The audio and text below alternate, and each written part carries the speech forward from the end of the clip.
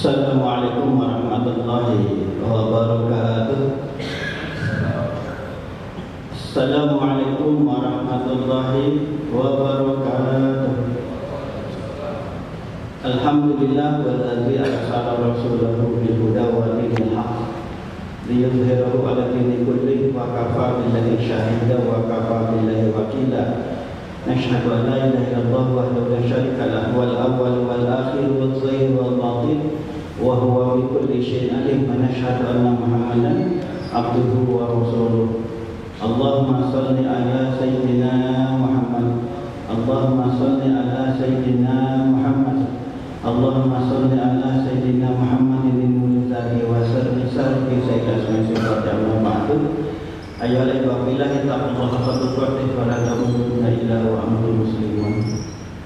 Jamaah yang dirahmati Allah, alhamdulillah kita bisa menyelesaikan kewajiban kita, hakikatnya kebutuhan kita, yaitu sholat zuhur berjamaah, iktikaf silaturahim yang akan bukan kajian kitab Riyadhus Shalihin dengan berbagai macam kitab syarah atau kitab yang menjelaskan tentang kitab ini yang dikarang oleh Imam Nawawi rahimahullah. Sebagai tanda cinta mungkin kita di antaranya meskipun hanya sedikit sekali cinta kepada Rasul Muhammad sallallahu alaihi wasallam adalah yang senantiasa ingin mempelajari tentang sunnah Rasul Muhammad sallallahu alaihi wasallam. Di antara kitab atau buku bahasa kita yang wajib kita miliki di rumah kita yang kita pelajari kita sekeluarga adalah kitab Riyadhus Shalihin karangan Imam Nawawi rahimahullah. Sebab ini jadikan di antara kitab-kitab hadis yang dipelajari oleh umat Islam seluruh dunia. Bukan cuma di Indonesia tapi di Jazirah Arab ini dipelajari. Sebab muatan kitab ini 100% adalah hadis Rasul Muhammad SAW dengan berbagai macam kualitas hadisnya. Pada kesempatan ini kita akan menikmati bab khusus, bab spesial yang menyangkut tentang keselamatan kita, yaitu babul istighfar, bab istighfar.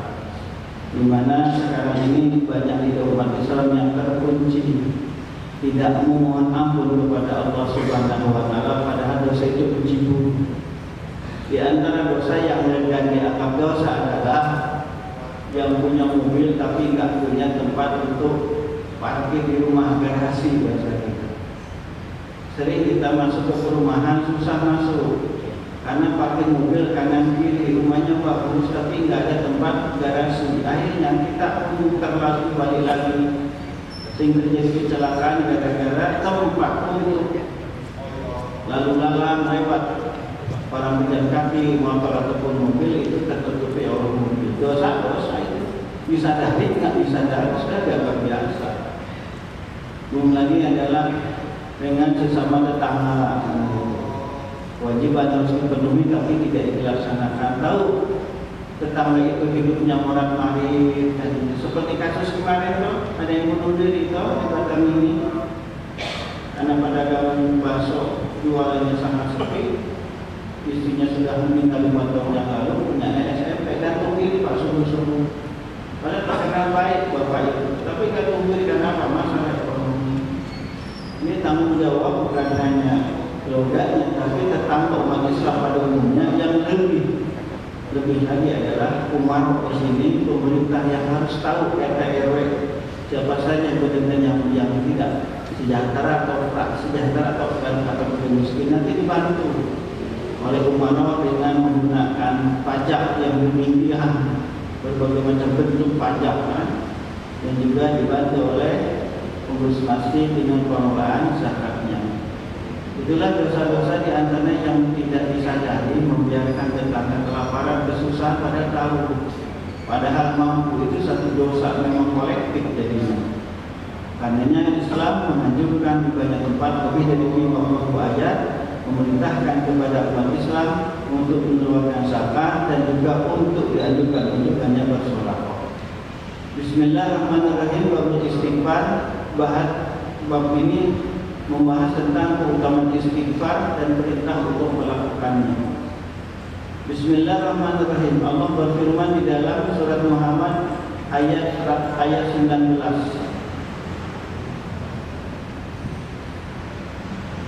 Fa'lam, maka kamu harus mengetahui wahai Rasulullah, anna sesungguhnya la ilaha illallah, tiada Tuhan yang berhak disembah illallah kecuali Allah. Wastaghfir, dan kamu harus mohon ampun kepada Tuhan itu Allah minta atas dosamu. Walil mu'minin, dan dosa-dosa laki-laki yang beriman, mukminin wal mu'minat, dan perempuan yang beriman. Ini adalah satu perintah dari Allah. Pertama adalah kita harus memperkuat tentang keimanan kita, akidah kita, supaya pertama tidak goyang, tidak ada timbul keraguan, tidak ada timbul keimanan yang makin menipis. Maka fa'lam, kamu harus mengetahui itu pertama dengan belajar. Karenanya seseorang akan sampai ke derajat ma'rifah, pertama adalah harus belajar tentang aqidatul Islamiyah as-salimah, as-sahihah, yang benar dan selamat, yang diajarkan oleh Rasul, diajarkan oleh para sahabat, para ulama. Dan ulama pun harus jelas, Pak, belajarnya di mana, gurunya siapa. Jangan ujung-ujung panggil ustaz saja mengajarkan yang aneh-aneh. Bahwa salat 5 waktu itu enggak ada dalam Al-Qur'annya. Yang ada itu adalah salat tahajud. Wabnali fatahajat bihi, enggak tahu dalam Al-Qur'an pun disinggung waktu-waktu kapan kita melaksanakan salat. Ya kalau lainnya seperti suaminya orang bodoh gitu, ada enggak di dalam Al-Qur'an larangan memukul orang tua? Enggak ada. Dikatakan Tuhan, wala taqulu mu'min. Wala tanahum, janganlah berkata atau membentak kepada orang tua. Memukul enggak ada. Tapi kan ada ilmu Al-Qur'annya, ada ilmu usul fikihnya membahas tentang itu. Jangankan memukul, bilang saja tanpa jengkel, apalagi membentak. Tanda si anak lebih dominan, lebih hebat dari orang tuanya, itu haram. Apalagi memukul dengan pekerjaan fisik. Inilah pentingnya belajar tentang Al-Quran. Karenanya supaya keimanan kuat, pertama harus belajar kepada guru yang benar-benar keilmuan sanadnya itu jelas. Jangan ada penceramah nasional belum pernah pesantren, Pak. Ada. Saya tidak bilang orangnya. Dia ngaku sendiri. Datang ke kiai besar, itu kan dikasih piring, ya udah selesai ceramah kemana-mana, baca Al-Quran dulu belepotan. Bahkan waktu ceramahnya awal-awal dia nggak mau membawa Al-Quran atau hadis langsung, terjemah bebas saja. Sekarang ada orang, masih ada beberapa orang bahkan penceramah nasional. Ini cerita saja. Kita mengkhawatirkan. Jadi sekali lagi kita harus mempunyai guru yang benar-benar soleh. Kedua, sanad ilmu itu jelas di mana dia belajar. Ya syukur-syukur bagusnya pesantren di mana. Kalau tamat kuliah di mana kan? Ya minimal ada guru ngajinya, pernah belajar tafsir ke mana, pernah belajar hadis ke mana, belajar usul itu bagus. Ini mah enggak. Tiba-tiba ujung-ujung karena rating tertinggi di televisi itu memang karena pandai komunikasi, enak pemaparannya, meskipun isinya enggak ada. Dan memang di Indonesia penceramah yang laku di panggung-panggung itu adalah yang 70% atau 80% guyonan, 20% adalah ngaji, sehingga tidak berwibawa.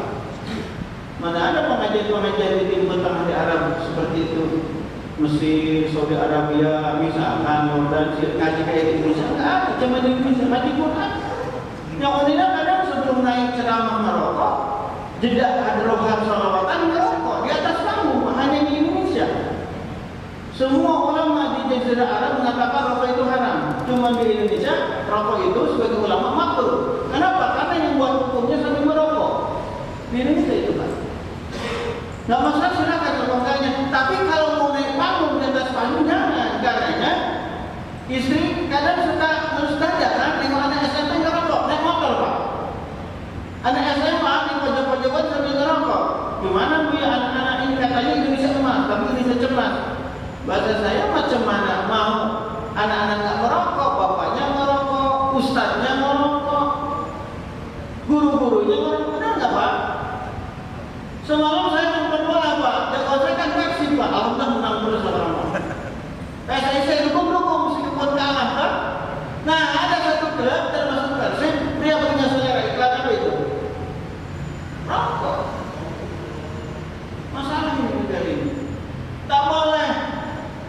Ya kalau halal lah 100% halal, tapi jangan kayak gitu. Jadi anak-anak merokok sekarang banyak merokok itu, saya sering tuh di minimarket pada anak merokok gitu. Jadi bapak ibu jangan marah anaknya ngerokok, sebab pemerintah nggak melarang dan ulamanya pun banyak nggak melarang, cuma makruh. Kalau makruh sama dengan makan jengkol pakai bau gitu. Kalau nggak bau jadi nggak makruh, gitu aja. Tidak baik kalau negara-negara Arab 100% hukumnya sudah keberpihakan. Itu ijtihadi Pak, ijtihadi. Ya itu hasil ijtihad. Jadi kita nggak boleh mengatakan ini sesat, nggak boleh. Hasil ijtihad nggak boleh. Yang membolehkan rokok kalau kewajiban sesat nggak boleh. So itu hasil ijtihad. Hasil dari pemikiran. Silakan saja masing-masing punya apa pendapat. Jadi fa'lam annahu la ilaha illallah. Harus berilmu. Yang kedua, dipelajari, dipahami. Diamalkan sedikit-sedikit sehingga timbul sifat yakin. Bukan cuma tahu tapi dipahami sehingga timbul sifat yakin. Aina ada ainul yakin, akan kagak gitu. Ada ilmu yakin. Pertama dari ilmu yakin dulu, yakin dari pengetahuannya. Belum kuat belum, masih bisa goyang. Kan gitu. Ada hakul yakin setelah ainul yakin. Kalau ainul yakin itu sudah merasakannya, tahajud, laksanakan tahajud, sebab sabda Rasul dijaga oleh tahajud itu berikan hatinya tenang, mukanya cerah, hatinya bahagia. Nanti besok paginya kerja dengan semangat. Itu kan tahajud. Orang yang rajin duha, Allah mudahkan semua urusan. Datang jamaah. Alhamdulillah ya Pak Ustaz. Rezeki saya bagus. Alhamdulillah berkat. Saja berkat tak? Mengamalkan muhawaqiah yang diajarkan oleh Pak Ustaz dulu. Gimana caranya yang saya ajarkan? Kita pengen tahu aja ini 30 rakaat. Duha 4 rakaat. Saya sini 8 rakaat dan ajukan Pak Ustaz di atasku itu 8 rakaat. Baca istighfar 6 Yunus lihat subhanaka inni kuntu minaz zalimin 100, shalawat Jibrilnya 100, waqiyahnya 1 pun 1 kali. Alhamdulillah. Dan memang karena usahanya itu bisa umroh, bisa keliling Eropa juga. Padahal keliling utang masalahnya. Itu keajaibannya. Sebab dari timbul keyakinan kepada Allah, maka Allah bukakan pintu kemudahan. Dari ilmu yakin, nah, jadi terus ke ilmu yakin. Sebab diamalkan, kelihatan tentara gitu. So, sudah terasa barulah hakul yakin. Kalau sudah hakul yakin, tidak akan bisa merobohkan tentang keyakinan tersebut. Nah kalau sudah itu timbul nanti ada qabul, menerima, sudah mengetahui, memahami, menerima apa yang Allah berikan, apa yang Allah berikan, Rasul berikan, sebab dirasakan betapa nikmatnya hidup dalam Islam. Saya sering mengajak kepada jamaah untuk mengamalkan sunnah Rasul yang dianggap sepele tapi sangat besar. Artinya salaman, salaman Pak. Mami muslim ini yang taknya ini maya tasafani lagu bilang mau bila ada ayat berparokok. Tidak ada orang muslim bertemu dan bersalaman. Apalagi Yahudi kita tuh yang baca salam. Orang yang paling dicintai Allah Rasulullah adalah orang yang pertama baca mengucapkan salam itu paling dicintai Allah dan Rasulullah. Mereka berdua bertemu bersalaman. Illa ghufira lahu wa yaghfir Allah akan ampun dosa-dosanya sebelum mereka berpisah. Hal yang sepele tapi sangat sensitif. Itu kita laksanakan.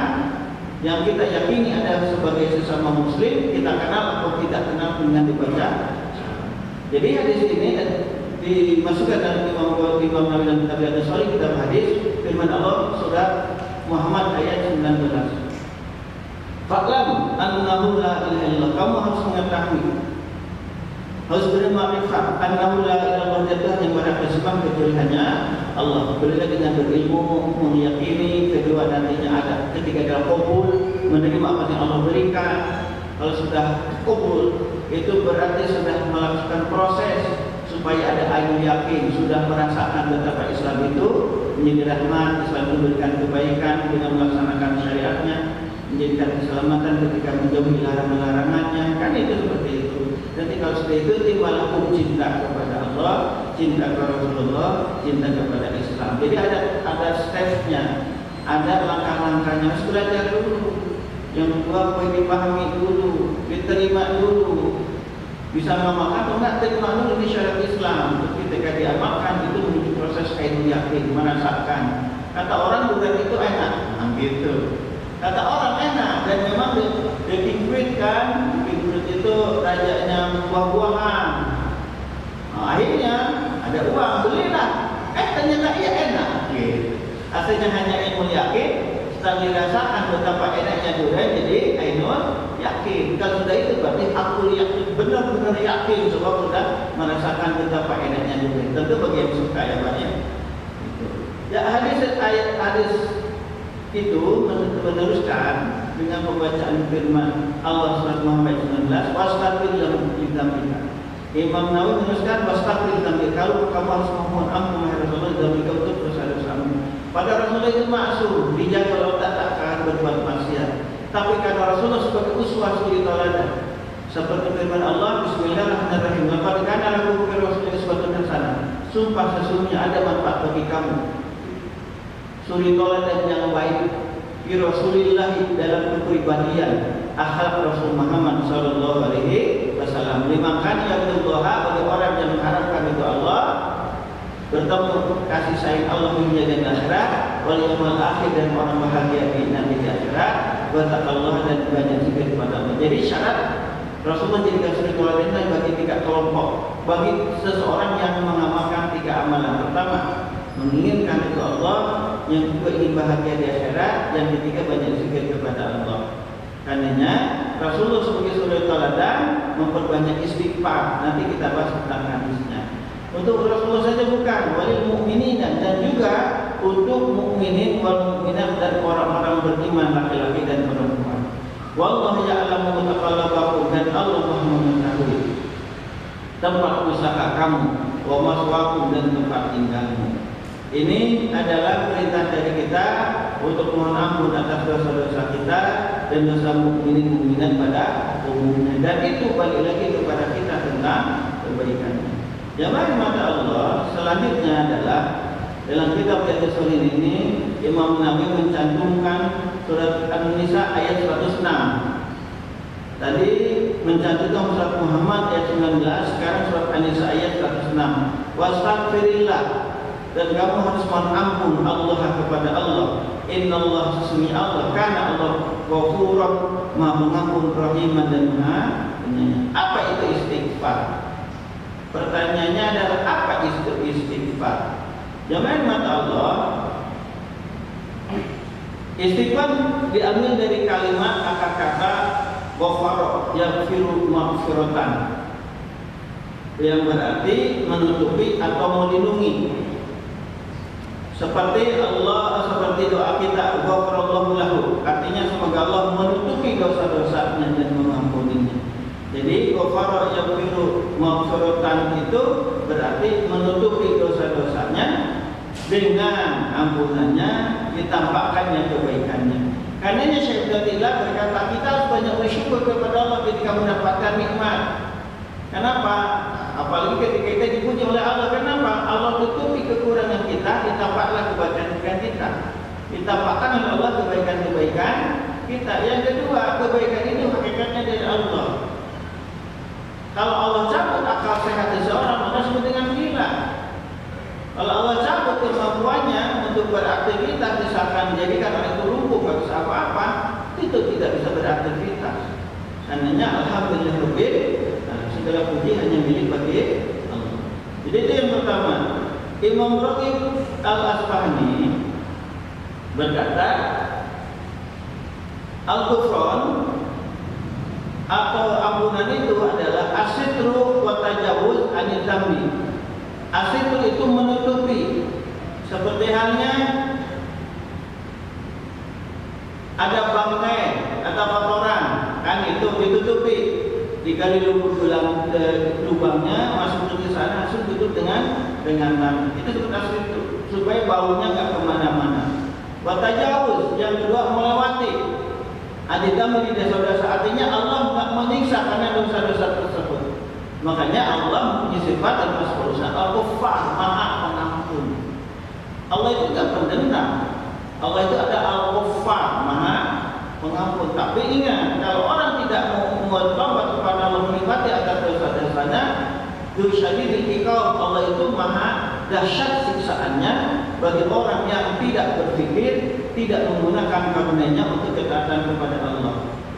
Saya ingat perkataan Syekh Ibnu Athaillah dan kitab akhirnya, apabila seseorang tidak mau ditarik gitu ke dalam ketaatannya dengan berbagai macam nikmat Allah berikan kepadanya, teksnya kalimat apabila seseorang tidak mau ditarik oleh Allah, diajak oleh Allah dengan berbagai karunia-Nya untuk taat kepada Allah, quyida ilaihi bisalasil imtihan, maka Allah akan tarik dia supaya dekat kepada Allah dengan berbagai macam musibah malapetaka, berbagai macam rantai kan tali berikat, ditarik harus dipaksa supaya mohon ampun kepada Allah. Musibah itu beruntun tak berhenti baru terikat ke sana Allah. Ini atas kesalahan dosa-dosanya. Oleh istri dijauhi karena dia begitu dapat uang kan untuk keluarga, tapi pakai video online. Begitu dapat bonus naikkan pangkatnya bukan untuk membahagiakan istri dan anak-anak, bahkan punya will wanita idaman lain. Kan itu dosa-dosa tersebut. Begitu ketahuan oleh atasannya sebagai PNS atau ASN atau Polri atau tentara, ketahuannya akhirnya minimal dipainin kenaikan pangkatnya. Begitu apabila ketahuan kita masuk pimpinan dipecat, disertasi, dipecat dengan tidak hormat, barulah sadar. Gitu ada musibah tersebut.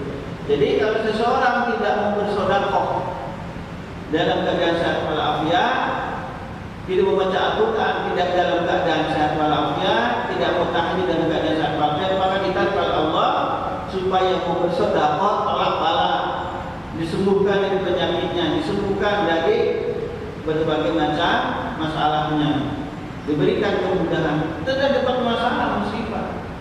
Bagus enaknya sahabat tahajud, sahabat baca Quran, dari sahabat dihina orang, sahabat di penjara, waliyadzubillah.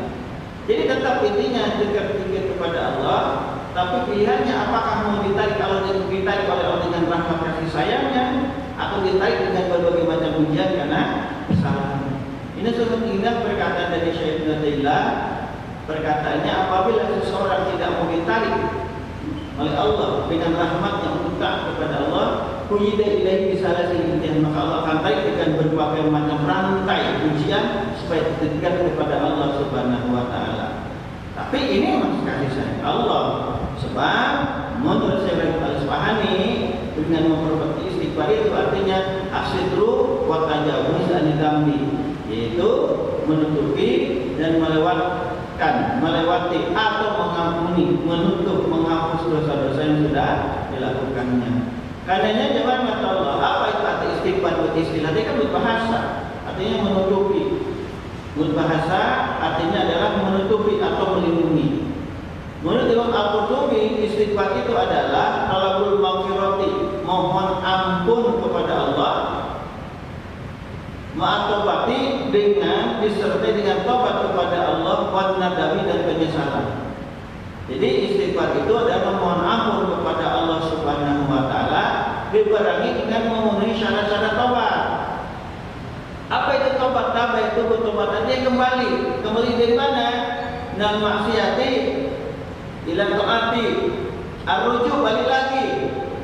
Jadi dari jauh kepada Allah dari berbuat maksiat, balik kepada ketaatan kepada Allah Subhanahu wa taala, arruju. Anil maksiati, dari maksiat ila taati, ketaatan kepada Allah Subhanahu wa taala. Sedangkan ulama yang lain mengatakan al-istighfar yakunu min dzambi wal iqrar. Wan nadami wal tarki. Istighfar itu harus disertai dengan ikrar dengan lidahnya, dengan memperbanyak istighfar, wan nadami dan menyesal atas dosa-dosa yang sudah dilakukannya, dan mengakui dosa itu ada dilakukan atas keteladarannya, tidak menyalahkan Allah. Sayyidina Umar pernah menyambut sampai 80 kali cambukan. Kenapa kamu ngomong? Ini takdir Allah. Sayyidina Umar marah, cambuklah 80 kali. Sahabat bertanya, kenapa memimpi sesuatu yang tidak dilakukan oleh Rasul atau sebelumnya? Beliau berkata, 40% karena mabuknya, 40% lagi karena menyalahkan takdir Allah. Jadi inilah istighfar. Sebetulnya istighfar dengan tobat itu lain, terpisah. Kalau istighfar itu diantara atau bagian dari tobat. Sebab tobat itu pertama ada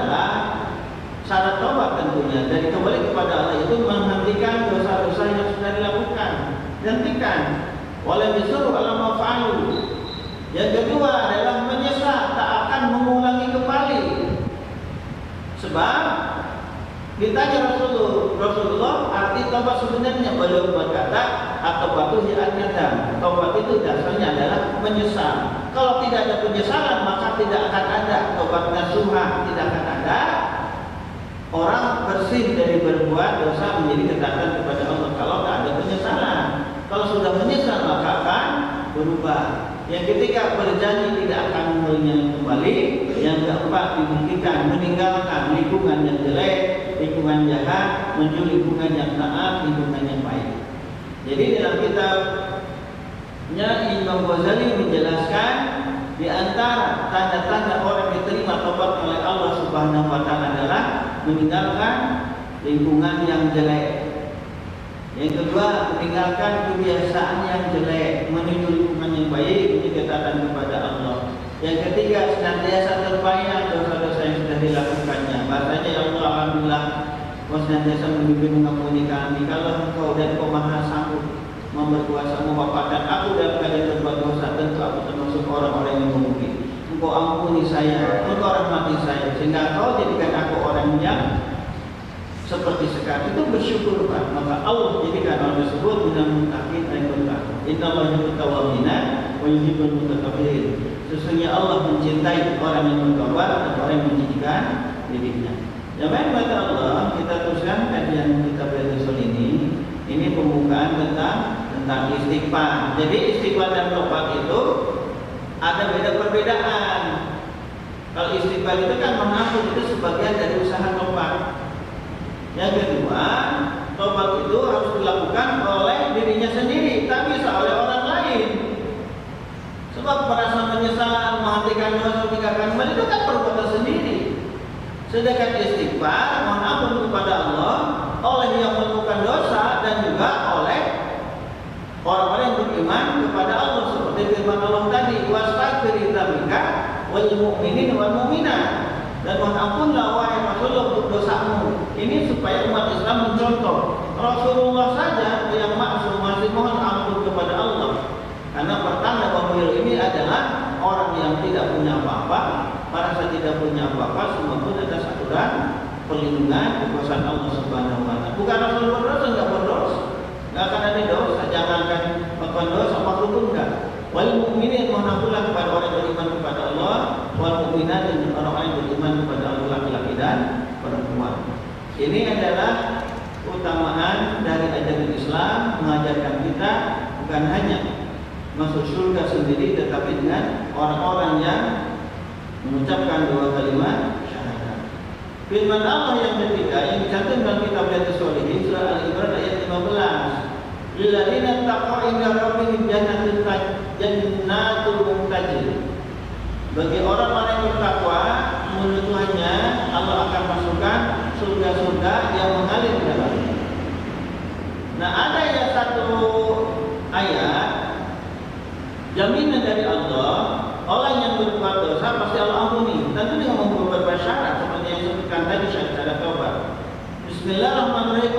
Ayat 10, ayat 110. Wa may ya'mal su'an, dan barang siapa yang berbuat maksiat, berbuat kejahatan, berbuat dosa, yadhlim nafsahu, atau menzalimi dirinya sendiri, menyakiti dirinya sendiri, meninggalkan sholat, judi, mabuk, itu menyakiti diri sendiri, kan gitu. Atau membuat orang lain mencuri, membunuh, kan gitu, fitnah dan sebagainya.